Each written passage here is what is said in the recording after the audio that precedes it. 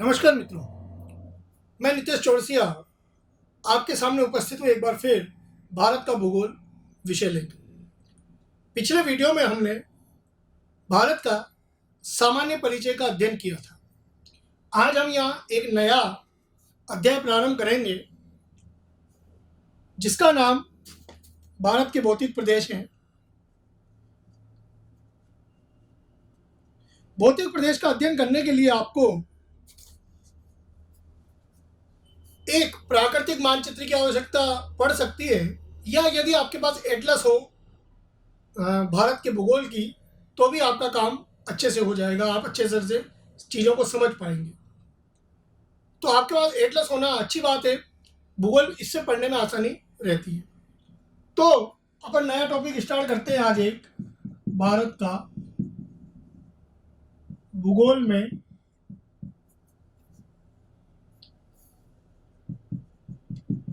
भारत के भौतिक प्रदेश, physiographic of India.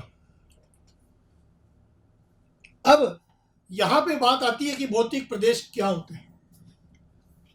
मान लीजिए कि जैसे भारत ये एक क्षेत्र है,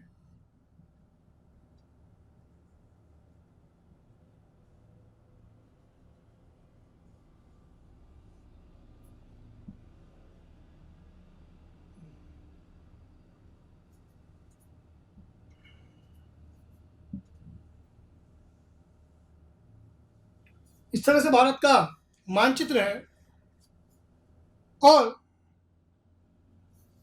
कोई भी एक क्षेत्र ले लीजिए। जैसे ऊपर का हम एक क्षेत्र लेते हैं, वो पूरा पर्वत है, हिमालय पर्वत। तो किसी भी देश की, प्रदेश की कोई भी ऐसा क्षेत्र जहां की भौतिक परिस्थितियां एक जैसी हो। भौतिक परिस्थितियां होती है जैसे तापमान के आधार पर,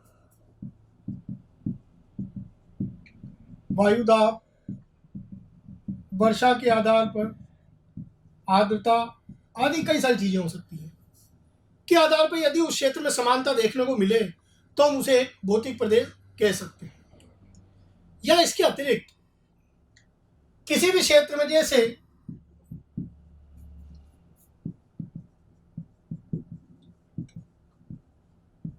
स्थलाकृतिक विशेषताएं,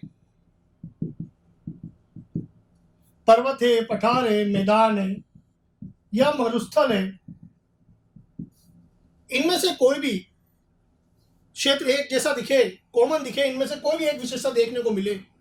जैसे हिमालय पूरा पर्वत है तो पूरे हिमालय को हम एक भौतिक प्रदेश मानेंगे।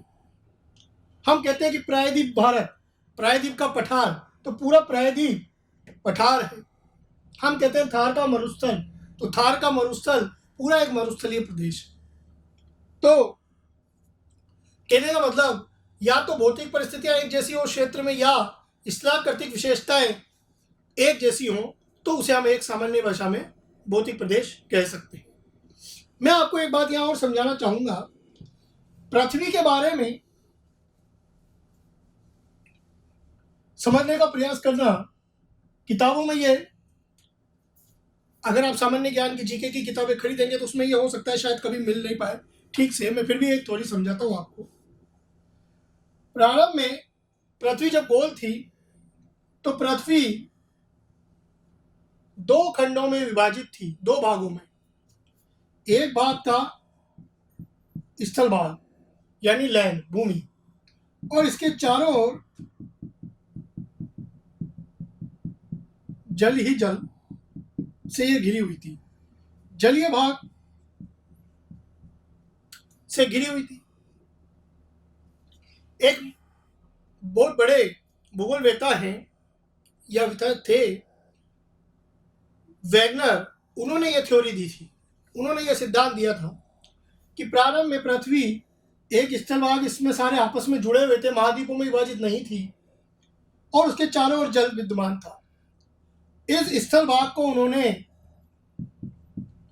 पेंजिया नाम दिया और जलीय भाग को पेंथालासा नाम दिया। वेगनर महोदय ने। अब बाद में जब पृथ्वी में गति उत्पन्न हुई, पृथ्वी अपने अक्ष पर घूमने लगी, तो इस पेंजिया का विभाजन हुआ। इस पेंजिया का विभाजन हो गया और पेंजिया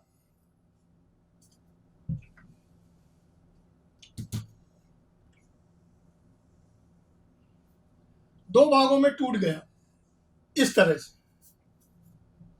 एक भाग ऊपर का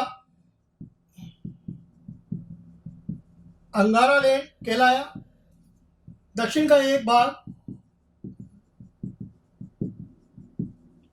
गोंडवाना लैंड कहलाया, और बीच में जो जलीय भाग बना इसे 33 सागर कहा गया। बाद में अंगारा लैंड और गोंडवाना लैंड के भी अलग अलग विभाजन हुए, जिससे अलग अलग महाद्वीप बने।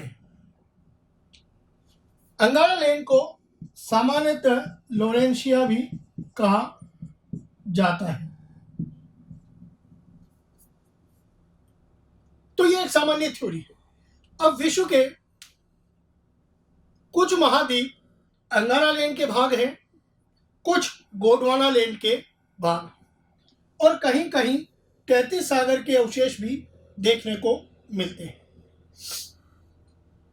भारत में सर्वाधिक या तो गोंडवाना लैंड के अवशेष हैं या 33 सागर के अवशेष देखे जा सकते हैं। तो ये एक सामान्य थ्योरी है, इसे आप समझने का प्रयास कीजिएगा। आप इसका स्क्रीनशॉट ले लीजिए। अब हम देखेंगे कि कौन कौन से भौतिक प्रदेश है भारत में जो इनके अवशेष होंगे, वो भी हम देखेंगे साथ साथ।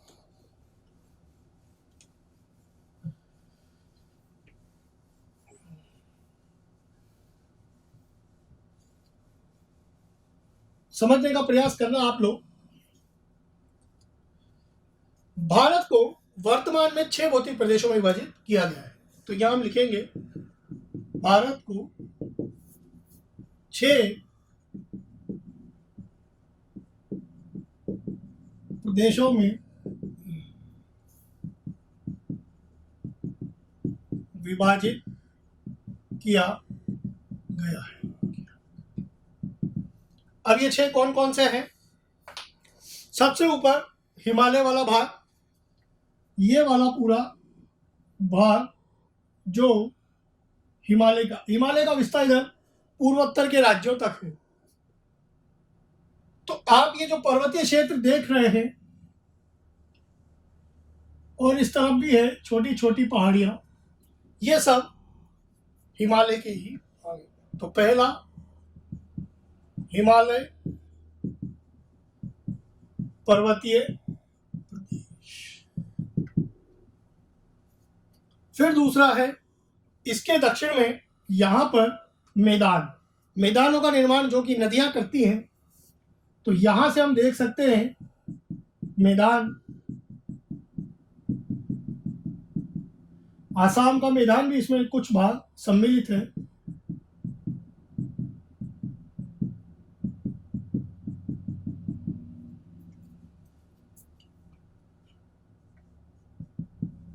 उत्तर का विशाल मैदान। तो ये वाला पहला नंबर है, मैं यहां पर 1 नंबर इंगित करता हूं, ये वाला 2 नंबर, और यहां तक इसका विस्तार देखने को मिलेगा आसाम तक। तीसरा है प्रायद्वीपीय पठार। प्रायद्वीप सामान्यतः 3 तरफ से जल से घिरा हुआ क्षेत्र प्रायद्वीप कहलाता है। 3 ओर से जो जल से या सागर से घिरा हुआ प्रायद्वीप कहलाता है। तो प्रायद्वीप हिस्सा भारत का बन रहा है, इसीलिए ये पूरा पठारी क्षेत्र 3 नंबर प्रायद्वीप पठार में। 4 नंबर भारतीय मरुस्थल या इसे हम थार मरुस्थल भी कहते हैं, जो कि इस एरिया में देखने को मिलता है। 4 नंबर। 5 नंबर तटीय प्रदेश। तटीय प्रदेश में पूर्व का तट ये वाला और पश्चिम का ये वाला तट दोनों शामिल हैं। बहुत सी किताबों में 7 भौतिक प्रदेश भी दिए हुए हैं। इन्हें विभाजित कर कर तटीय प्रदेश को 2 भागों में विभाजित कर दिया गया है, पूर्वी तटीय प्रदेश और पश्चिमी तटीय प्रदेश में। बात एक ही है मित्रों। तो 5 नंबर में ये वाला और ये वाला तट दोनों शामिल हो जाएंगे 5 नंबर में। 6 नंबर में आते हैं द्वीप समूह। द्वीप समूह जो भारत के अधिकार में, भारत के केंद्र शासित प्रदेश है, जैसे यहाँ पर लक्षद्वीप है,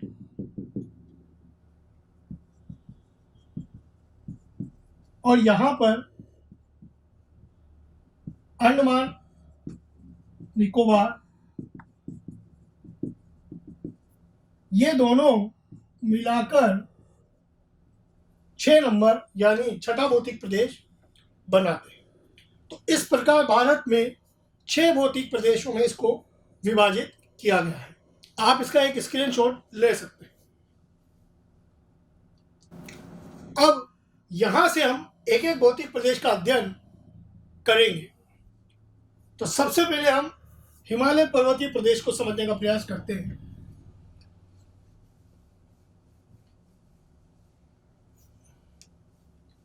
सबसे पहले हिमालय की विशेषता, कुछ विशेषताएं इसकी देखी क्या क्या है।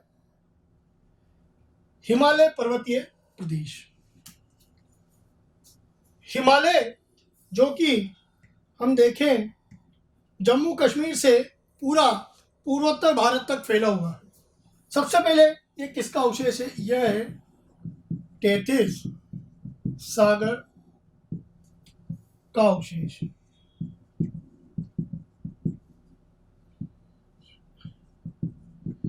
इतना बड़ा पर्वत 33 सागर से बना है। सागर में जब दोनों तरफ के अंगारा लेन और गोंडवाना लेन के अवशेष मिलते गए तो उसमें वो अवशेष जमा होते गए। बाद में उनके टकराव से एक पर्वत बना और वो हिमालय पर्वत बना। ये भी एक बहुत बड़ी थ्योरी है कि 33 सागर से इतना बड़ा पर्वत कैसे बना।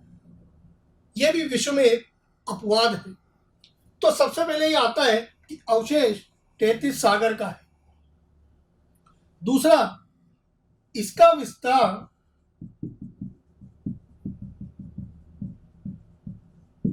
जम्मू कश्मीर से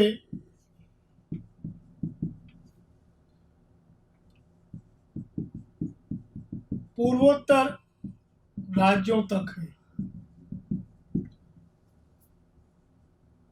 पूर्वोत्तर राज्यों तक है। फिर इसकी लंबाई लगभग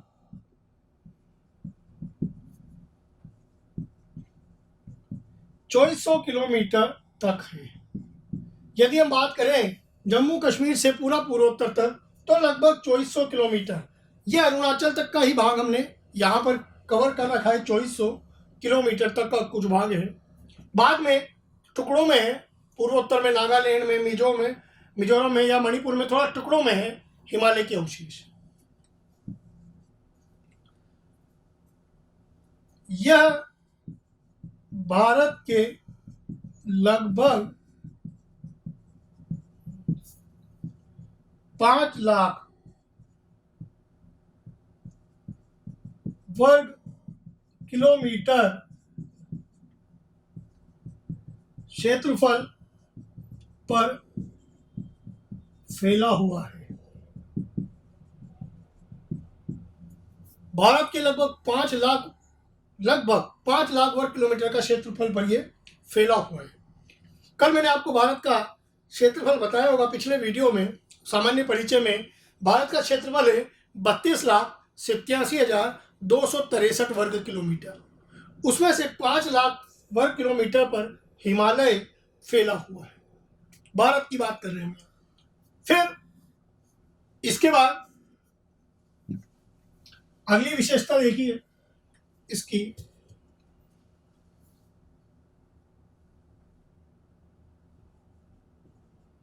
यह भारत के लगभग 11 राज्यों में फैला हुआ है। भारत के लगभग 11 राज्यों में फैला हुआ है। शायद ऊपर आपको हो सकता है नजर ना आए, मैं नीचे लिख देता हूं थोड़ा।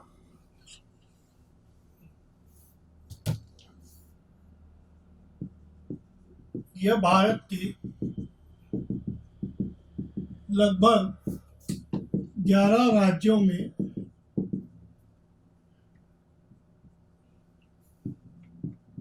फैला हुआ है। 11 राज्य किस प्रकार है समझने का प्रयास कीजिएगा। देखिए, जम्मू कश्मीर और लद्दाख पहले एक ही राज्य थे, अभी दो हैं अलग अलग केंद्र शासित, लेकिन मान लीजिए मैंने राज्य मान लेते हैं एक बार। फिर पंजाब, हिमाचल और उत्तराखंड, तो 5 तो यही हो गए। इसके बाद हम यहाँ जम्मू कश्मीर को एक ही राज्य मान रहे हैं, लद्दाख को भी उसी में रख रहे हैं, तो 4 इस तरफ हुए, जम्मू कश्मीर, पंजाब, हिमाचल और उत्तराखंड, 4 इस तरफ।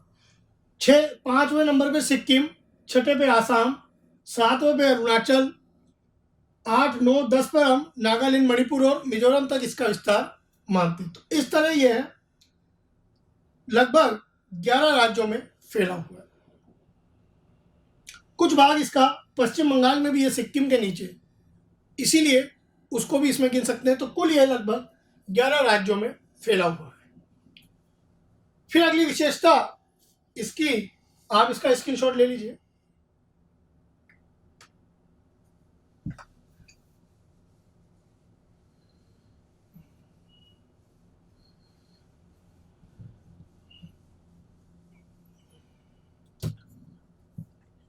यह एक वलित पर्वत,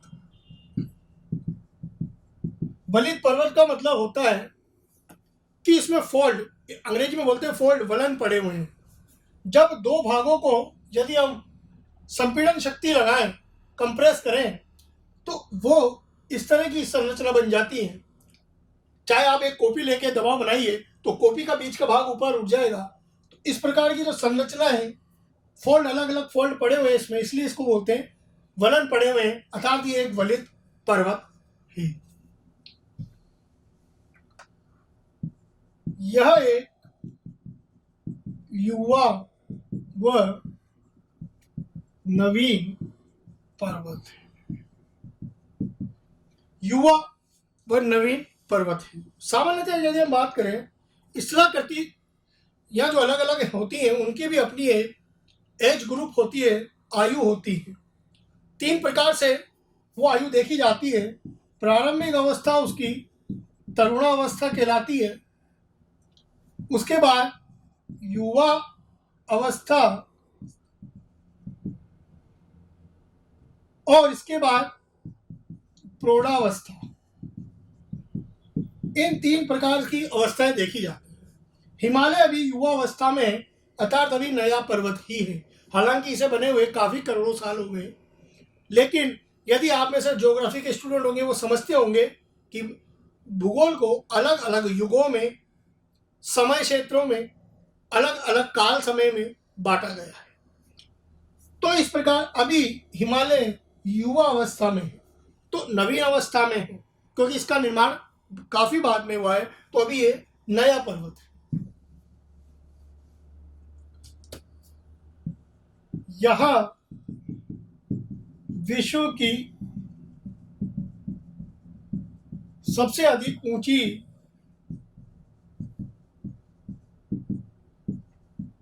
चोटियां, पीक पॉइंट पाई जाती है। विश्व की बड़ी बड़ी ऊंची ऊंची चोटियां जैसे ही माउंट एवरेस्ट हैं, K2, गोडविन आस्टीन, कंचनजंगा, ऐसे बहुत सारी चोटियां हैं जो हिमालय क्षेत्र में, और ये विश्व में सबसे ऊंची चोटियां हैं। वो भी हम हिमालय के प्रमुख पर्वतों में पढ़ेंगे। यह हिमालय की प्रमुख चोटियां जब हम पढ़ेंगे तो उसमें मैं आपको समझाऊंगा। इसके अतिरिक्त यहाँ हिमरेखा की ऊंचाई 6000 मीटर के लगभग है। हिमरेखा का मतलब जहां से बर्फ प्रारंभ होती है, सामान्यतः वो 6000 मीटर के लगभग से प्रारंभ होती है और उसके ऊपर हम जैसे जैसे जाएंगे वहां हमें बर्फी बर्फ या हिम के रूप में ही हमें पर्वत देखने को मिलेगा। तो ये इसकी कुछ विशेषता हुई, आप इसका स्क्रीनशॉट ले सकते हैं। तो ये हिमालय की कुछ विशेषताएं हुई। अब इसके बाद हम देखते हैं हिमालय को अलग अलग क्षेत्रों में या हिमालय का अलग अलग प्रकार से जो विभाजन के हैं उसका भी अध्ययन हम यहाँ करते हैं। सबसे पहले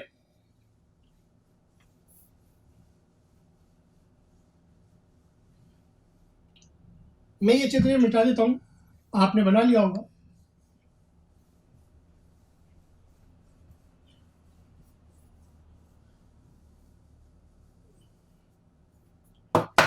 जैसे हिमालय पर्वत जहां जहां फैला हुआ है, तो हिमालय पर्वत पर जैसे जैसे हम दक्षिण से उत्तर की ओर बढ़ेंगे तो इसकी ऊंचाई बढ़ती जाती है। तो ऊंचाई के आधार पर, जिसे हम रिलीफ भी बोलते हैं, या उच्चावच के आधार पर, उच्चावच या ऊंचाई हम कह सकते हैं, सामान्य भाषा में ऊंचाई कह सकते हैं, सामान्य भाषा में उच्चावच रिलीफ को कहा जाता है, जिसमें ऊपर नीचे के भाग सम्मिलित किए जाते हैं उच्चावच में। तो उच्चावच या ऊंचाई के आधार पर हिमालय को 4 भागों में विभाजित किया गया है। ये लाइन आप नोट कर लीजिए। ऊंचाई के आधार पर लगभग 4 भागों में हम हिमालय को देखेंगे।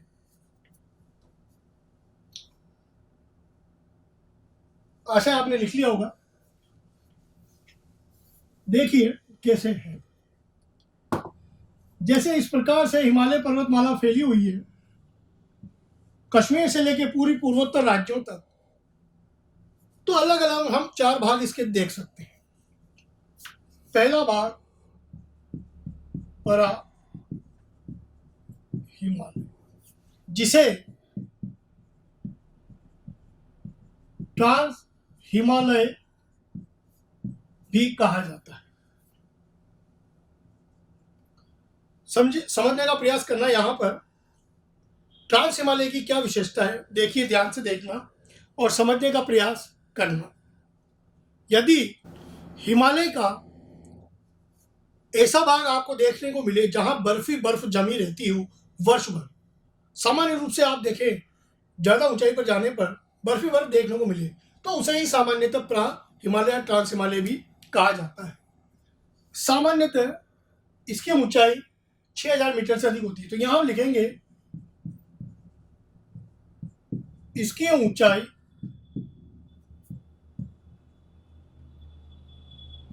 6000 मीटर से अधिक होती है। यहां सदैव वर्ष भर बर्फ जमी रहती है।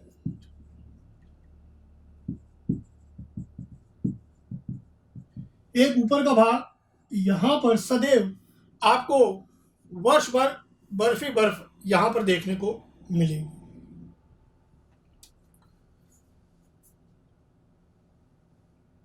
यहां पर प्रमुख पर्वत श्रेणियां जैसे काराकोरम श्रेणी, लद्दाख श्रेणी, जास्कर श्रेणी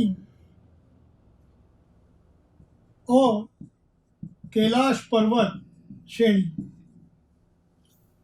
देखने को मिलती है।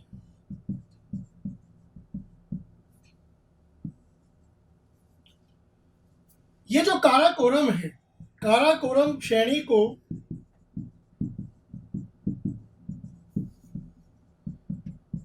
एशिया की रीढ़ की हड्डी भी कहा जाता है।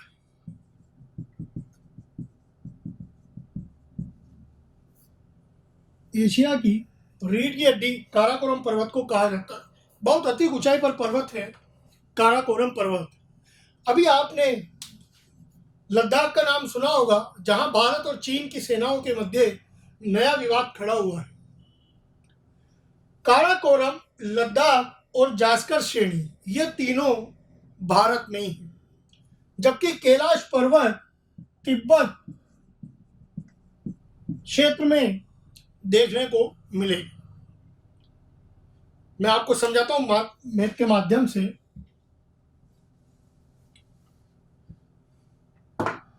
जैसे कि जम्मू कश्मीर का जो हिस्सा है, यहां पर काराकोरम, फिर लद्दाख और जास्कर पर्वत अलग अलग देखने को मिलेंगे, परंतु कैलाश पर्वत इस तरफ आपको देखने को मिलेगा तिब्बत की ओर।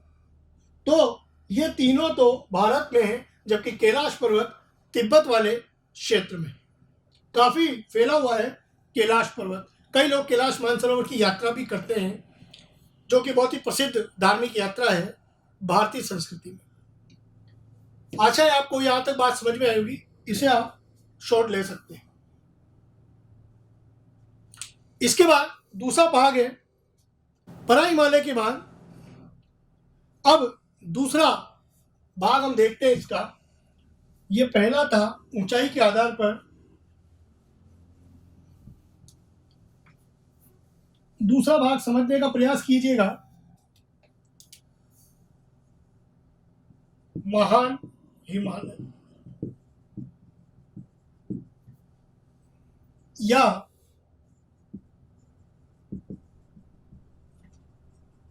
ग्रेट हिमालय।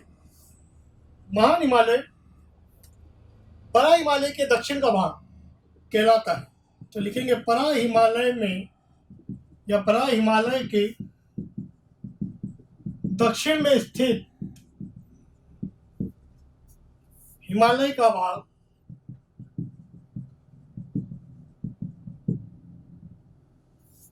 जो कि लगभग 5000 से 6000 मीटर तक की ऊंचाई में फैला है, महान हिमालय कहलाता है। महान हिमालय में भी आपको कई सारे पर्यटक स्थल देखने को मिल सकते हैं। देखिए, ध्यान से समझने का प्रयास कीजिएगा। यहां पर यानी इसके दक्षिण में इस तरफ कश्मीर घाटी देखने को मिलती है।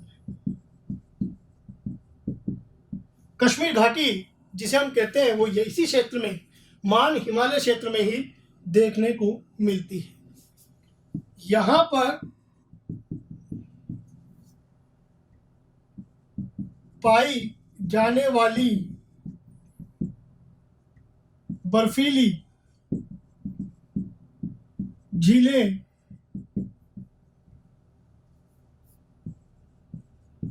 करेवा कहलाती। कई बार पूछा गया है करेवा कहाँ पाए जाते हैं, तो कश्मीर में जो बर्फीली झीलें या झीलों के अवशेष, बर्फी झीलों में यदि बर्फ के अवशेष देखे जाते हैं, ऊपर से भी जम जाती है कई बार, जैसे डल झील है श्रीनगर की, वो भी ऊपर से जम जाती है सर्दियों में। तो इस प्रकार की झीलों को सामान्यतः वहाँ करेवा कहा जाता है, खासतौर से कश्मीर घाटी में। तो यदि पूछा जाए किस राज्य में करेवा पाए जाते हैं, तो हम लिख सकते हैं जम्मू कश्मीर राज्य में। तो ये महान हिमालय की ऊंचाई हुई।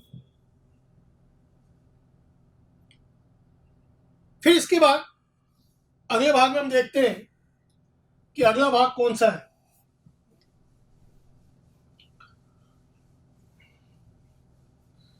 तीसरा भाग लघु हिमालय।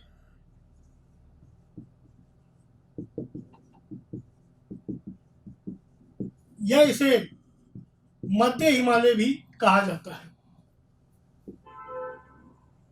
लेजर हिमालय, लेजर हिमालय, लघु हिमालय। इसकी ऊंचाई लगभग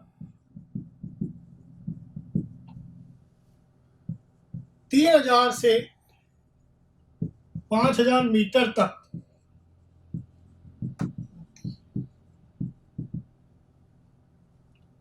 महान हिमालय के दक्षिण में और भी जो हिमालय का भाग है वह लघु हिमालय कहलाता है। सामान्यतः 3000 से 5000 मीटर तक जो इसकी ऊंचाई है। लघु हिमालय में पाए जाने वाले घास के मैदानों को, घास के मैदान विशेषतः यहाँ बहुत देखने को मिलते हैं। कश्मीर में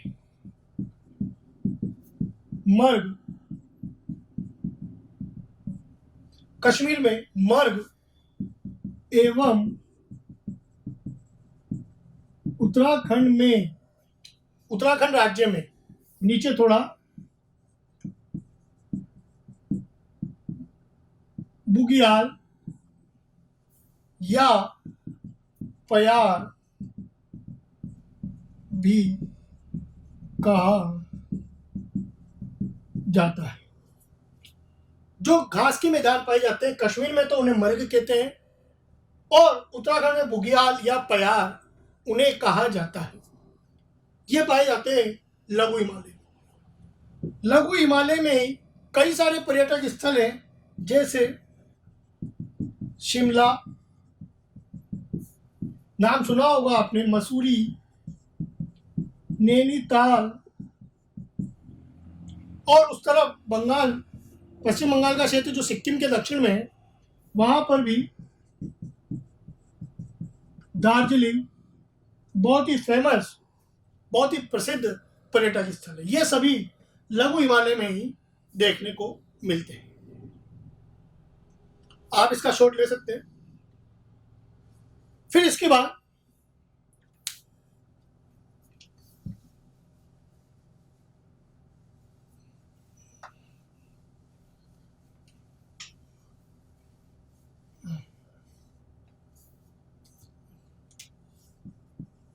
चौथा और अंतिम भाग जो इसका है ऊंचाई के आधार पर, वह है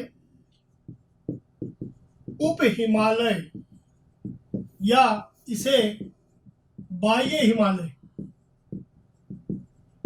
भी कहते हैं, और इसे ही शिवालिक श्रेणी भी कहा जाता है। देखिएगा, अब यह लघु हिमालय के दक्षिण में है थोड़ा। इसकी ऊंचाई 1500 से 2000 मीटर तक होती है। 1500 से 2000 मीटर तक अगर ऊंचाई सामान्यतः देखने को मिले तो उसे उप हिमालय या बाह्य हिमालय की संज्ञा दी गई है। अब यहां पर ध्यान दीजिएगा कि यहां पर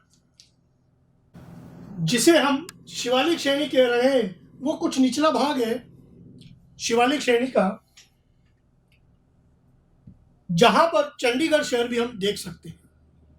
तो चंडीगढ़ जो है शिवालिक श्रेणी के आसपास बसा हुआ है, तो ये बिल्कुल हिमालय का निचला भाग होता है। अब एक चीज यहां समझने का प्रयास कीजिएगा कि जो शिवालिक श्रेणी है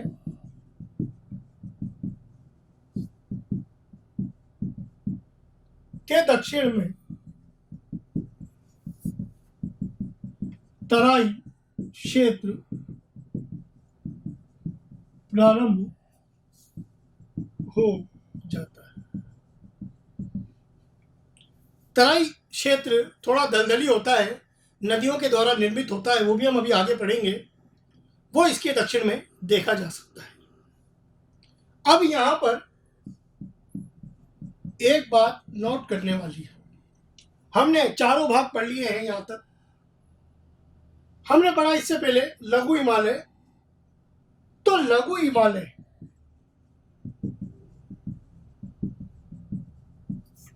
व बाह्य हिमालय,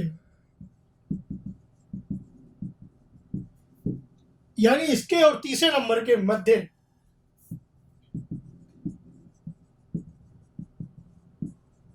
घाटियां पाई जाती है।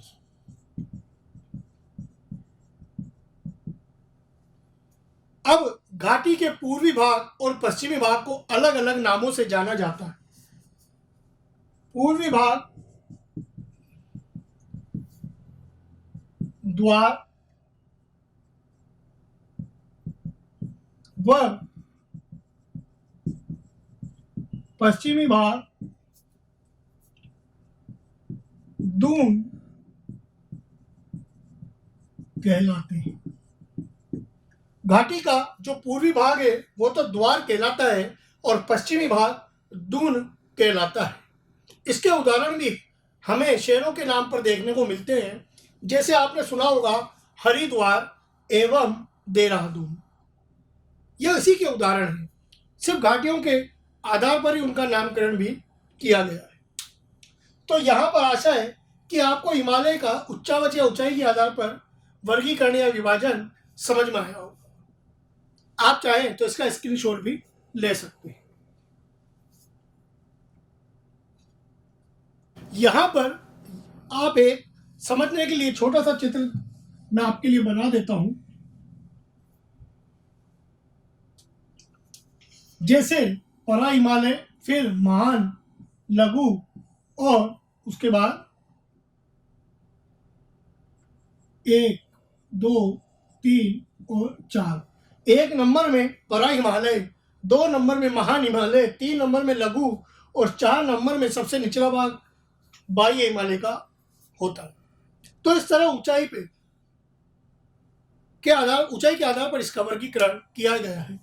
जैसे जैसे हम दक्षिण से उत्तर की ओर जाते हैं, ऊंचाई हिमालय की बढ़ती जाती है। आशा है आपको ये बात तो समझ में आई होगी। अब यहाँ इसका हम एक और विभाजन देखते हैं। यह ऊंचाई के आधार पर इसका विभाजन है। अब हम क्षेत्र के आधार पर भी देखते हैं।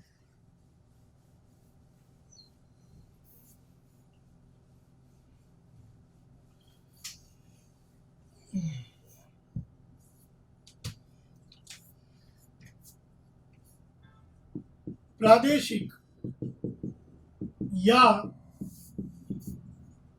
नदियों के आधार पर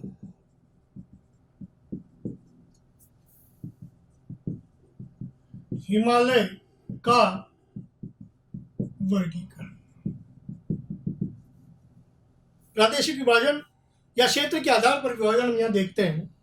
समझने का प्रयास कीजिएगा। जैसे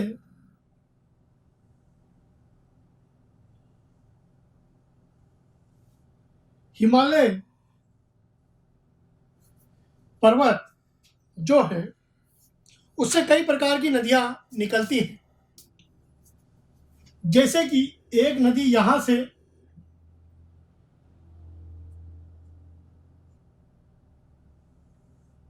सिंधु नदी,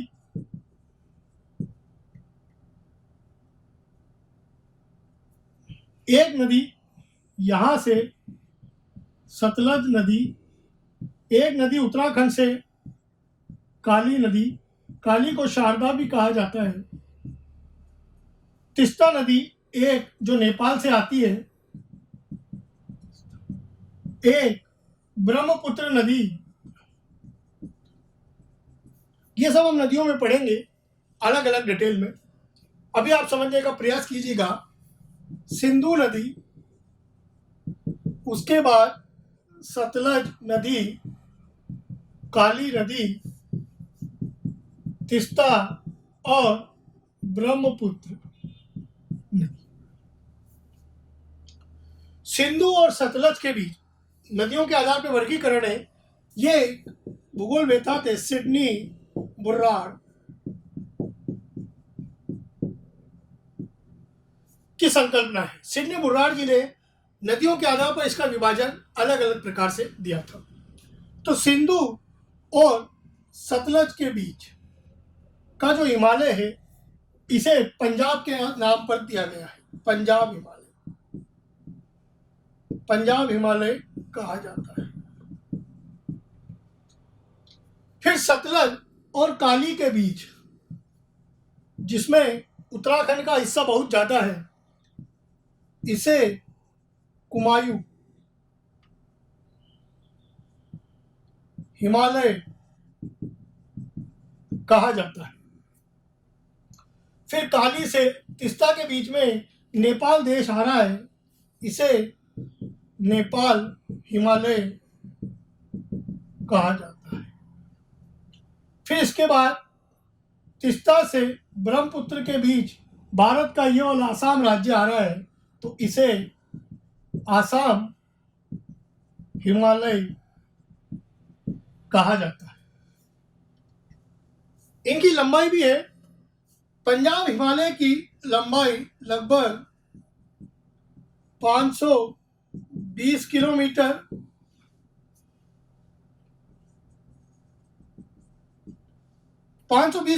के लगभग है पंजाब हिमालय की। इसी प्रकार कुमायूं हिमालय की लंबाई लगभग 320 किलोमीटर की है।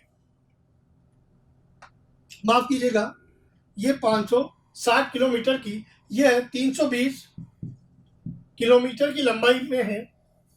नेपाल हिमालय भी लगभग 800 किलोमीटर की लंबाई तक फैला हुआ है। इसी प्रकार आसाम हिमालय लगभग 720 किलोमीटर की लंबाई तक फैला।